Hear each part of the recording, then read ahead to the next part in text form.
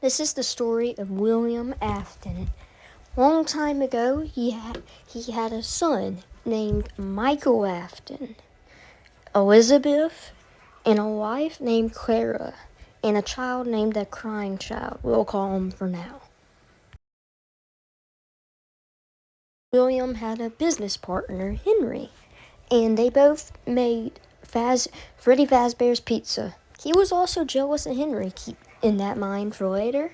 And he had a old spring Bonnie suit, keep that in for later. And he had the new pizzeria, the new location, Fredbear's Family Diner. Now, it was the Crying Child's birthday, and something happened. His son, Michael Afton, was bullying his own son, the Crying Child. And he was talking about, say hi to Fredbear, and guess what? He put Crying Child's head into Fredbear. And then, bonk. Now, Fredbear's Family Diner got closed down.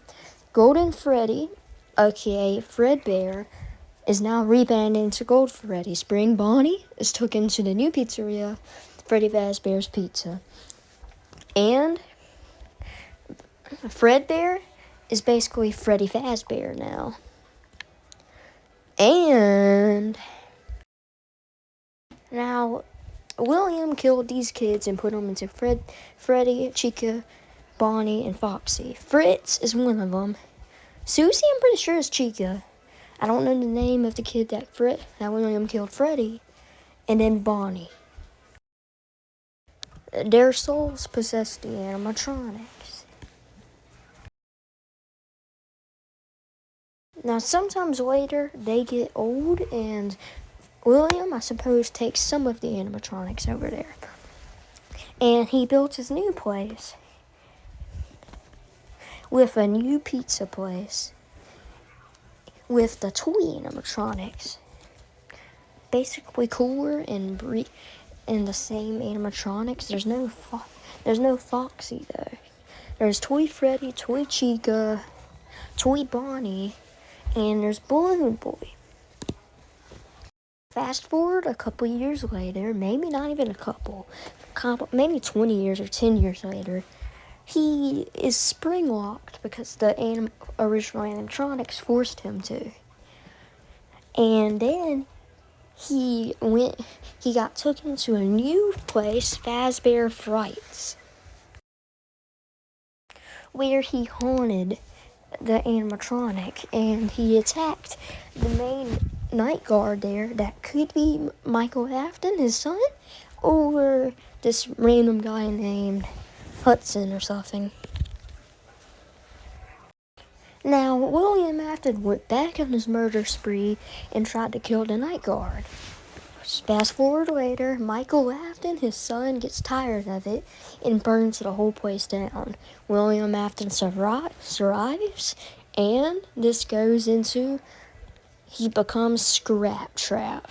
He picked up his remains and probably put it into a extra Bonnie mask, I don't know, to fix himself. But he looks like this after. Now Henry sets up the new pizza place on fire to get rid of any person there because Remnant hates fire. And he dies. A couple others, but Scrap Trap is a little bit alive, and Michael Afton perishes. Connection terminated. I'm sorry to interrupt you, Elizabeth, if you still even remember that name, but I'm afraid you've been misinformed. You are not here to receive a gift, nor have you been called here by the individual you assume, although you have indeed been called. You have all been called here, into a labyrinth of sounds and smells, misdirection and misfortune. A labyrinth with no exit, a maze with no prize. You don't even realize that you are trapped. Your lust for blood has driven you in endless circles, chasing the cries of children in some unseen chamber, always seeming so near, yet somehow out of reach. But you will never find them. None of you will. This is where your story ends. And to you, my brave volunteer, who somehow found this job listing not intended for you. Although there was a way out planned for you, I have a feeling that's not what you want. I have a feeling that you are right where you want to be. I am remaining as well. I am nearby. This place will not be remembered, and the memory of everything that started this can finally begin to fade away, as the agony of every tragedy should. And to you monsters trapped in the corridors, be still and give up your spirits. They don't belong to you. For most of you, I believe there is peace, and perhaps more, waiting for you after the smoke clears. Although for one of you, the darkest pit of hell has opened to swallow you whole. So don't keep the devil waiting, friend. My daughter, if you can hear me, I knew you would return as well. It's in your nature to protect the innocent. I'm sorry that on that day, the day you were shut out and left to die, no one was there to lift you up into their arms, the way you lifted others into yours. And then, what became of you? I should have known you wouldn't be content to disappear. Not my daughter. I couldn't save you then, so let me save you now. It's time to rest, for you, and for those you have carried in your arms. This ends, for all of us, in communication.